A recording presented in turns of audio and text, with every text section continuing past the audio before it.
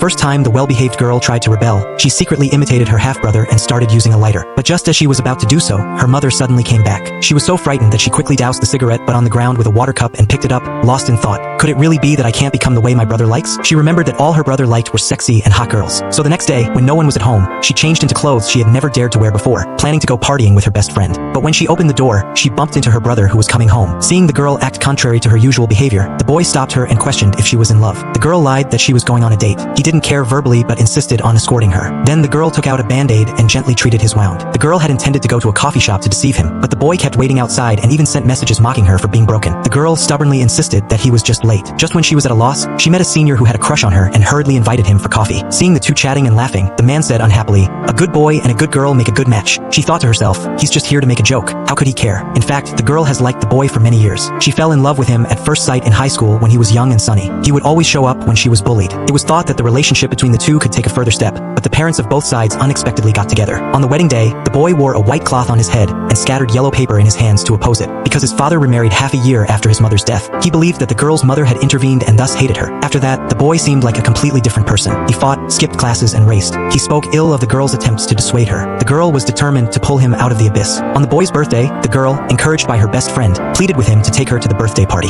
The boy seemed indifferent on the surface, but was secretly delighted in his heart. His friends playfully kissed him as gifts, and he asked the girl what gift she had prepared. Watching the girl approach, the man was full of anticipation, but the girl only took out a box. He took it with a slightly dejected look. Inside was a piece of paper that had been pieced together. It was his mother's last message, which had been torn apart by his father and had been secretly picked up and pieced together by the girl. The boy was deeply moved in his heart, but said, "Garbage should be thrown away." The girl retorted, "This is my blessing to you." The boy didn't say much and stuffed the note into his pocket. At this moment, the boy's arch-rival came to the door, vying for the right to use the secret base by racing. According to the regulations, each vehicle was required to carry a girl. The boy's girlfriend didn't show up, so everyone set their sights on the girl. The boy hurriedly said she couldn't do it. Others jeered, "Then you give up." In a moment of desperation, the girl said, "I can."